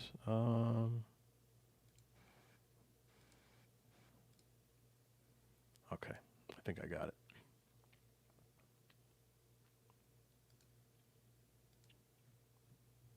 Boom. We're in. We're in. We're back. All right. Let's go to a commercial. There's nothing like the fragrance of a woman, especially if that's all she's wearing. White Diamonds from Elizabeth Taylor. I never forget a woman in diamonds. Your holiday gift with any $45 White Diamonds fragrance purchase. Yeah. We're back. Thank you, Burt. Tier list. Crew. There he is. You see it? Yep. The Crew is in the B tier. All right, let's zip through some of these here. Okay. All right, we're going to do more. Next up, film called The Last Movie Star. Arguably, and I don't care what anyone says, this is Burt's last film. There could be a lot of half-wits out there that want to claim that their film is the last film, but Adam Rifkin's Last Movie Star is Burt Reynolds' last film. It should be his last film. It is the last perfect film. Absolutely perfect as his last film. And if you haven't seen it, it's one of these like gems that people don't know about. Whether you're a fan of Burt or not, I think you'll enjoy it, and it pays tribute to him in the best possible way. And his performance is amazing in it. So it is. I wonder if they A24 pushed for an Oscar nomination or any awards recognition. Because I would hope so. Yeah. But A24, when this was made, isn't the A24 it is now. Right. They're much bigger studio now. True. Yeah, A24, right? I mean, this one was prior to their big Oscar nominations, but yeah, if it would have come out in the last 5 years, it probably would have done better. Had a much bigger push, yes. You know. All right, I'm all about A on this one. I don't know about you, but everyone's up. Burt, Ariel Winter from Modern Family, Chevy Chase. Was it Clark Duncan, the young lad from Hot Tub Time Machine? Is that his name? I guess I could look that up, right? Well, I love it. I've never managed to rewatch it since he died, though. Stand by while I reach the sky. And have you rewatched it since he died? Oh yeah. I can't bring myself to watch it. No, I've watched it. I watched it after he passed away, and it was brutal. Who are you talking about? Clark Duncan, I think his name is. Clark something. Oh, Clark Duke. Yeah. Clark Duke from Hot Tub Time Machine. Right. That's right. Yep. And, I mean, the girl in it is from Modern Family. Yeah, Ariel Winter. Yeah. Yep. This girl here, she's from Modern Family. Mm. And, she's really good. She's great. She's really good in it. I think it would have been an interesting movie had it have been somebody else. Yes. But I think she does a solid job. And again, I think there's like some unnecessary stuff in that movie that of a sexual nature that was probably unnecessary. So it's not a flawless film. That's why it doesn't land in the S tier. But it's an incredible tribute to Burt. Yeah, it is rough to watch TD. Very rough to watch after he passed away. All right, let's do an easy one. Boogie Nights. Yes. Little to discuss. One of the greatest films of all time. We're putting that in the S tier. We know Burt hated it, but I love it. Right on. Man Who Loved Women. What are we doing? Now, I think this is very underrated. Pardon. I do like it. I like it. Yeah. I like it too. It definitely is Burt being Burt, but also bringing us in with a little bit of that starting over sort of like Academy Award winning vision that Burt had, I think, of himself, of being taken as a serious actor. Yeah. But, there's the stuff with Kim Basinger in the film it's hilarious. It's outlandish. It's if you haven't seen The Man Who Loved Women, it's a little uneven. I I'm not prepared. Huh? Got Mary Lou in it. Mary Lou Henner's in it. Yeah, Mary Lou Henner. It's great. It's a great watch. I'm not going to go A tier on this. I feel like it's B. What do you say? I'll say B, yes. I think that's safe. All right. Next up, Malone. Ooh. This is a tough one. Yeah. I think most critics would give it a D. I think most Burt Reynolds fans would probably give it an A. So I'm giving it an A. I'm not giving it an A, and I feel as though it's sort of a C+. Below. What, sorry? I feel like it's between B and C. Really? Are you saying C? No, I'm thinking possibly D. Really? Yeah. I'm not a fan. All right, so here comes the first debate. The problem I have with that is if we're basing this on films, okay, in terms of like, all right, what is Burt's best film? Okay, that's one thing. Yeah. But as a Burt fan, Malone is rewatchable. Malone has so much great Burt stuff in it. It's his aura from the 80s. It's that tough guy, badass from the 80s that I personally love. Yeah. So there's so much in Malone that I love, even though it's arguably or undoubtedly a bad movie. Yeah. It's still a fine Burt vehicle, right? So it's not C. It's not D. I'm absolutely not going to say it's a D. So it's C then. I'll go C, but if this thing lets me go C+, I might override you and I might bump it up to a C+. But let's see. I don't. What's it doing? Here, buddy. Why are you doing that to me? Yeah. So if it let me, I don't think it will. Some of these things will let you put it. No, this won't. Yeah. All right. So we're stuck in C. C. Okay. I'll live with it. Right. I feel like Malone gives me pleasure. Let's put it that way. Malone gives me pleasure. I think a lot of folks feel the same way. Yeah. But we're riding that line of, okay, it's a shitty movie, but it Yeah. still gives me pleasure. One of my friends, Evan, really likes the movie.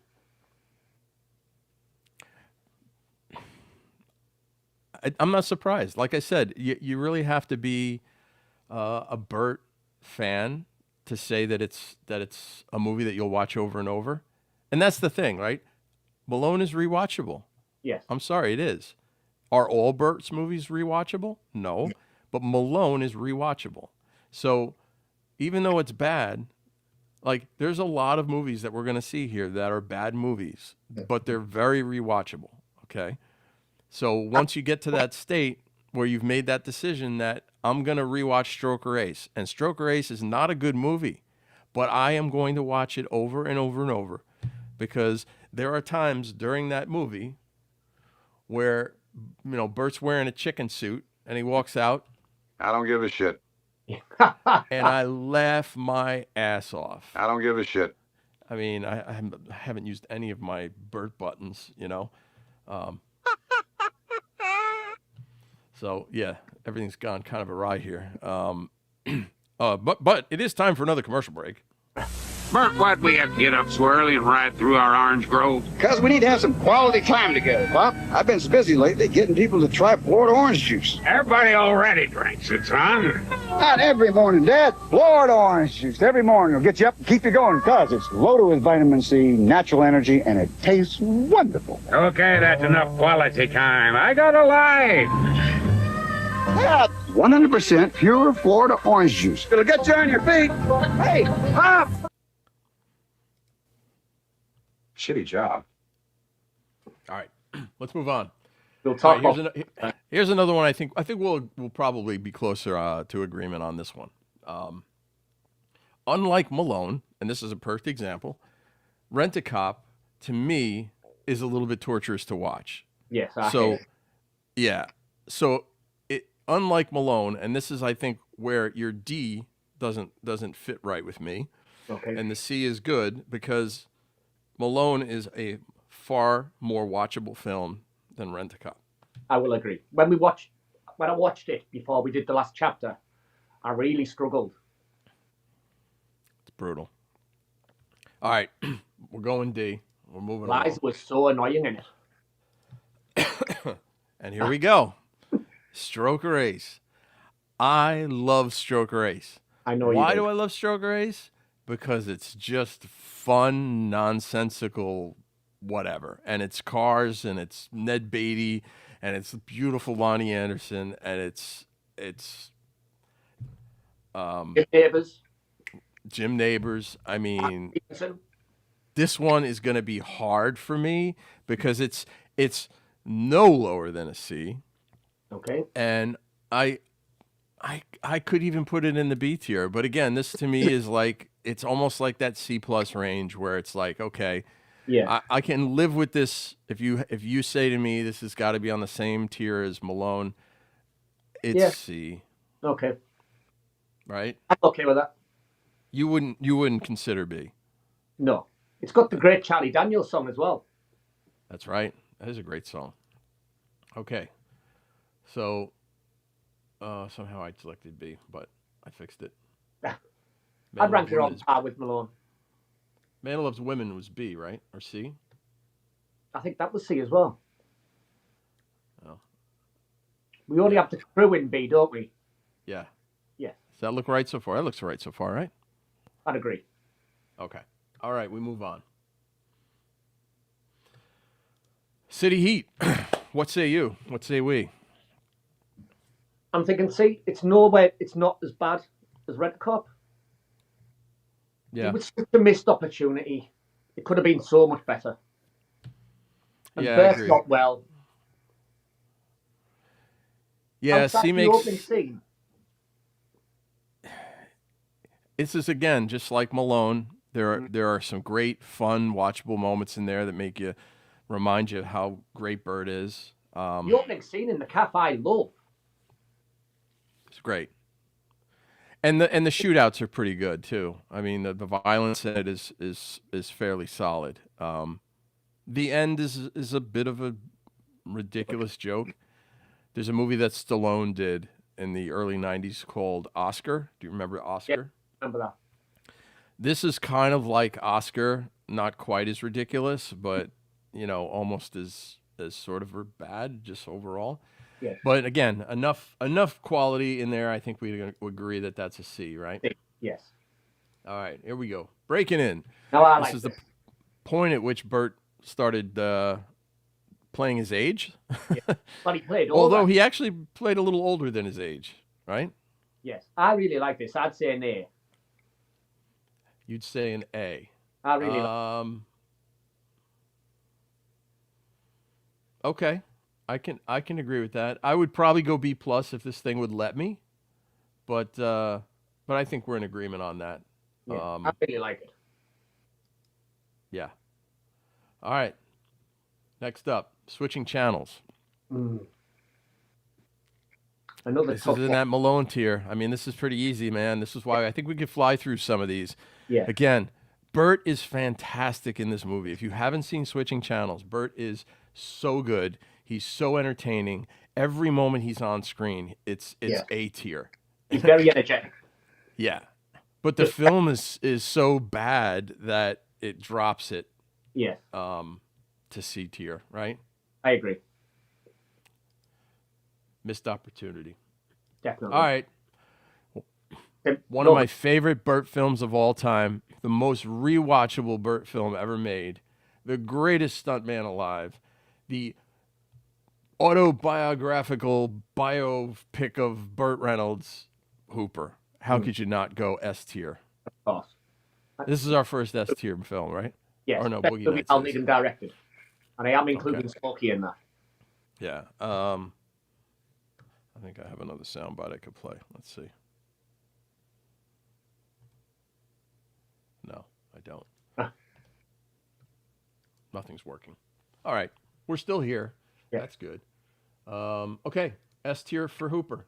Our second S. Heat. Malone tier, right? I mean, again, these films are kind of sort of similar, very rewatchable, very flawed. Like a lot of Burt's films in the 80s, multiple endings, multiple versions. It's crazy to think that they literally show the second lead character in the movie dead in the poster. What are you doing? No. Why did you do that? He's not dead. Huh? But he's not dead. But he's not dead in one version, and he's dead in the other version. Yeah. So, yeah, it's just super flawed. But again, if you love Burt, you're going to watch this movie more than once. So, C tier it is. All right. So this one, I feel like I'm hoping that you'll consider a B tier for Best Friends, because I find it to be a fine movie. It's a very easily watchable movie. Yeah. I I think it falls a little short in the end, but it's two actors really doing a tremendous job, and you know they have chemistry together. You felt their love, you felt their issue as a couple, you know, going from being friends to being a married couple, to having to meet the families. There's so much relatability, and when he meets her family and when she meets his family, there's so much richness in that whole story, and a fun cast. You know, I mean, this is a very underrated Burt Reynolds film. If you haven't seen Best Friends, it's the true meaning of romantic comedy. Yes. And I got to say at least a B, right? Okay, we're on board. Okay, so I feel like we're going to do two versions of Stick. We're going to do the director's cut, and we're going to do the original or the theatrical version. So this is the poster for the director's cut. And if anyone hasn't seen the director's cut, it might be difficult to judge it, but it's best way I can describe it. It's almost like a made-for-TV movie, where it's kind of a soap opera-y slop fest of characters that, you know, some you like, some you don't, but it's there's no real timing in terms of like flow and like, you know, here is a high point of action, here is a high point of drama, here's a high point of suspense. It's a very sort of like, it follows the book. This is the original vision that Burt and the writer had that was turned down, and he then had to go back and reshoot probably more than half the movie, it seems, to create the version that most of us know today, which is the one that ends with a lot of violence and kind of like a typical Burt Reynolds, cop action film, you know, closer to Sharky's Machine. Yeah. But this version, Burt's original version, as much as I love it because it's Burt directing and it's his vision ultimately, it's not the better film in my opinion. I feel like the theatrical film is the more, you know, watchable, enjoyable film. But this film is so historic to me and important in Burt's catalog that I wish people could see it, to just see what this original version was. It's, to be all fair, it's C, right? It's C, yes. I hate doing it, but no, I agree. It's C. But if we talk about the actual theatrical release, which is far different, far more violent, this film, when it came out on VHS, I watched over and over and over and over, and primarily because there are so many moments in it that I loved, and Burt is so cool. I mean, he's just super cool in this movie. It's one of those performances where, you know, as a young man, a teenager, I walked out of the theater and I wanted to be Ernest Stickley, the worst character name ever written. Ernest Stickley. It's a terrible freaking name. But the movie itself, to me, is just like a guilty pleasure, you know, and I don't know. You're going to say C. I feel like it's a B. Okay. Do you say C? Yes. But you say you would C. have probably,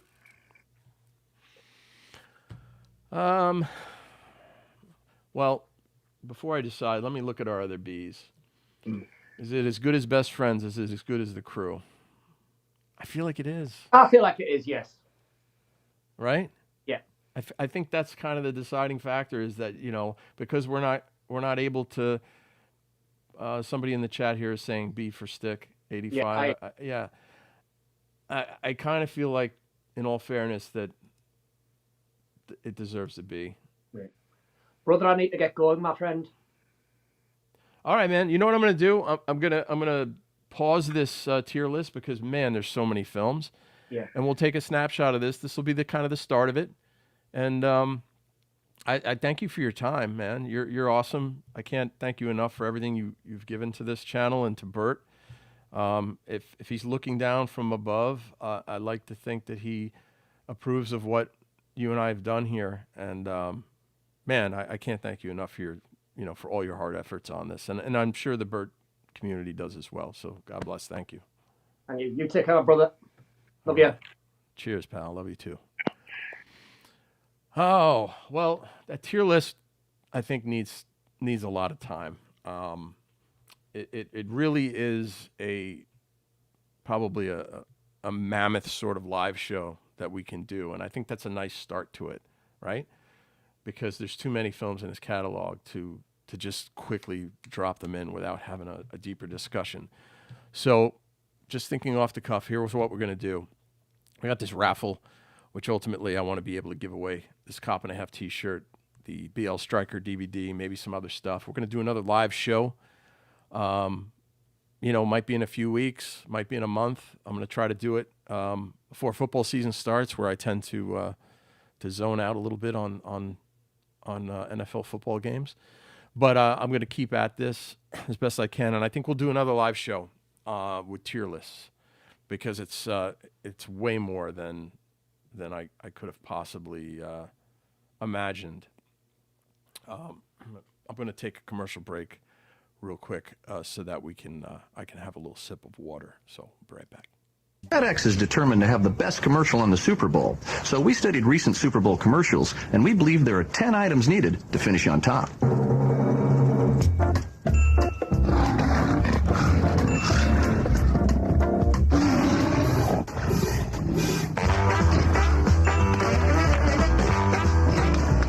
That bear can dance!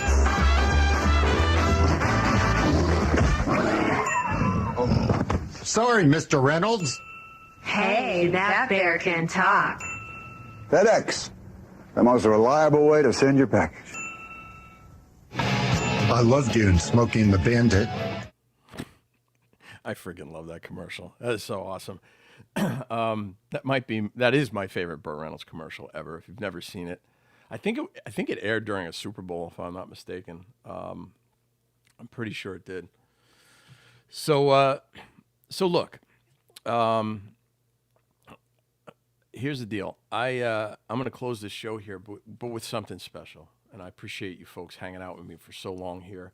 And I'm glad we can cap this thing off at 2 hours, because I think that's plenty, way more of Burt talk than anybody here has blessed me with. I appreciate it.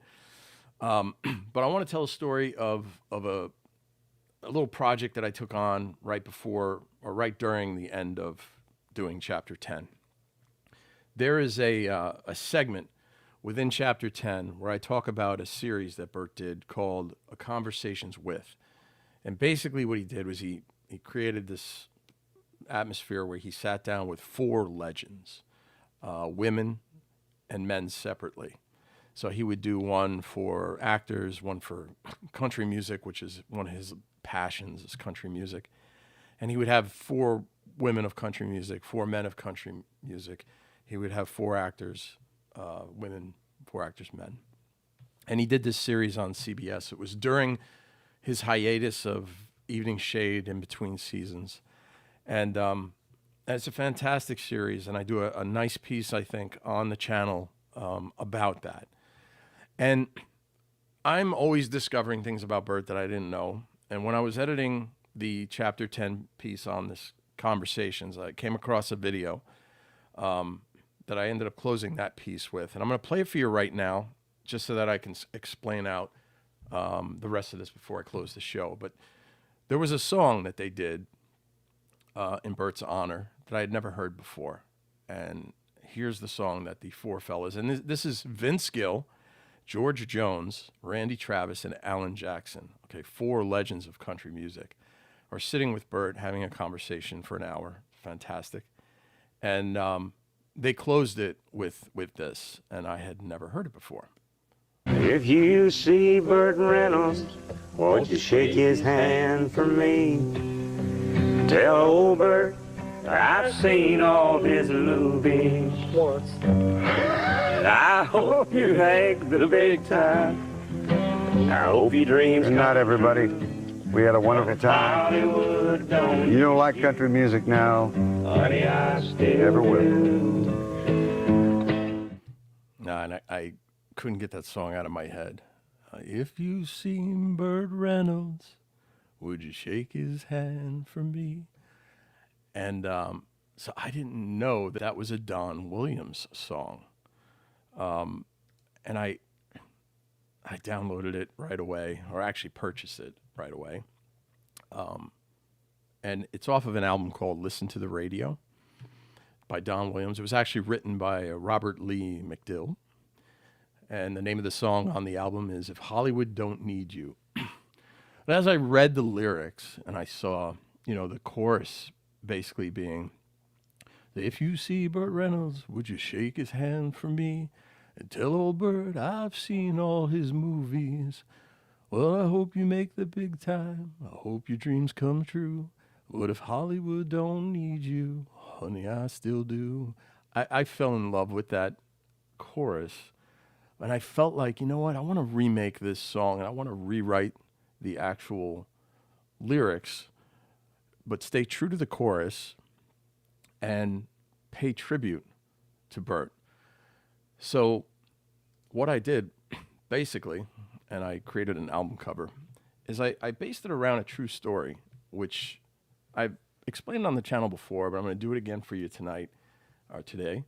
And it's basically about my dad and I, and how he introduced me to Burt Reynolds, and how Burt Reynolds was sort of someone that kind of connected us. I often say that, your father makes you a man, or if your father makes you a man, or helps to make you a man, a lot of times you can't do it alone, and there's other things in your life that help make you a man. And I credit my dad and Burt for help making me a man. So you can see here in the chorus, I kind of changed it up a little bit, saying, if you see Burt Reynolds, would you shake his hand for me? That's kind of sort of the same. And say, and tell old Burt that we've seen all his movies. That's kind of sort of the same. And then we watched him make the big time and hoped his dream came true. When Hollywood didn't need you, your fans, they always do. But the verses, I very much stuck to, kind of the story of me and how I fell in love with Burt, and how that was a connection thing between my dad and I. And to add to that, I had actually met Burt after my father passed away. And the story of that, and I've played it on the channel before, and I'm going to close with this clip of, I actually traveled to Burt's one-man show in Jupiter, Florida. I took a long ride in my truck. I call it a truck. It was really an SUV. Truck sounds more cool, so I'm going to call it a truck, even though it's not really a truck. Picture me in a 18-wheeler. No, that didn't happen. But I'm going to say I went there in my truck. And I got really lucky to meet Burt. It was just a crazy chance that when I showed up at the theater, there was a gentleman standing at the front door, and he was holding index cards. And he said to me, Burt's going to answer questions at the end of the show. And would you like an index card to ask him a question at the end of the show? And I was like, absolutely. I grabbed one. I went and took a seat at the bar, and I was trying to think of what to write. And what I wrote on that card was something silly in terms of just very little thought went into it. It was kind of like, what was your favorite film that you did during the 70s, because there's so many great ones or something like that. And I went and I handed in the card. I turned around, I started to walk back, and I just it's just not good enough. I feel like I could do better than that. So I turned around, I asked the guy, can I have another index card? Can you toss that one away? I want to do something a little different. And what I did was I kind of poured my heart out to him in this index card, saying how far I traveled to meet my hero, and is there any chance that I could get a handshake from my hero? And as the show went on, it was a 2.5 to 3 hour long show of Burt sitting telling stories about his life. He started reading the audience questions, and one by one the questions were being read, and mine wasn't being read, and I didn't necessarily expect it to. But then as he closed the show, there was a moment where he said, "I have one more question." Ooh. That was for me.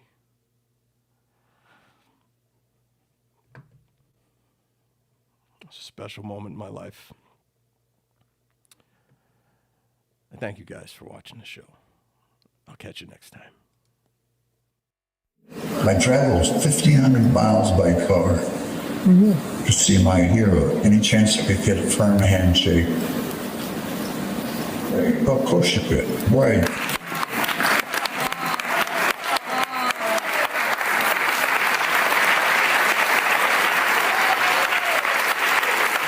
Thank you, sir. Thank you. Thank you. Thank you.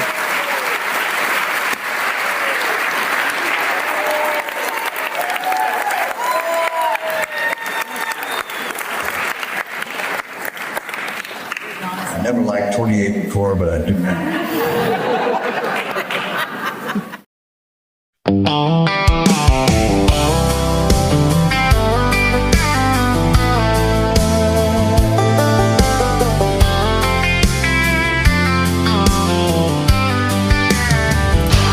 Well, you know that I just love to watch this legend from Deliverance to the last movie star. Every film brings special memories, 'cause men like these you'll never find today. My father took me to the drive-in to see The Bandit. We enjoyed his films together until he passed. So Daddy, if you see Burt Reynolds, would you shake his hand for me? And tell old Burt that we've seen all his movies, that we watched him make the big time, and hoped his dreams came true. When Hollywood didn't need you, you know your fans, they always do.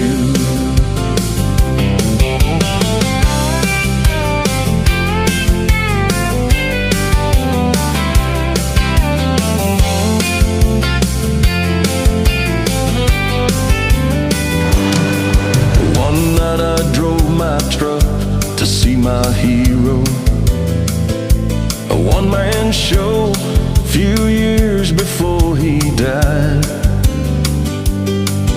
This legend on the stage, he tells us stories about the highs and lows and what made him a man. As he closed the show, my hero called out for me, reached out his hand and looked me in the eye. So Daddy, I got to see Burt Reynolds, and I shook his hand for you. I told old Burt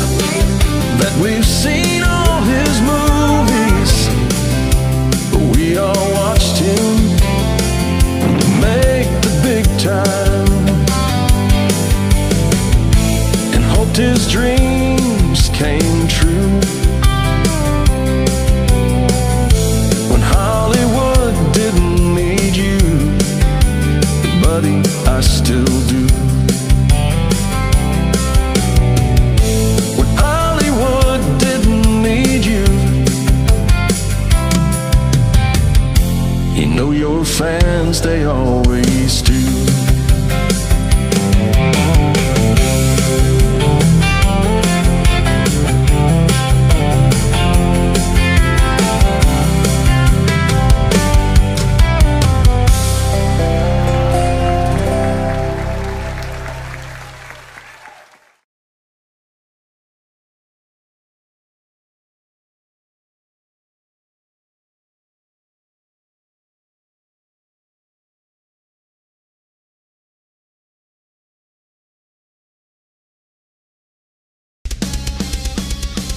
Don't forget to like and subscribe to get notified about new videos and original Burt Reynolds content right here on the Gator McKlusky channel.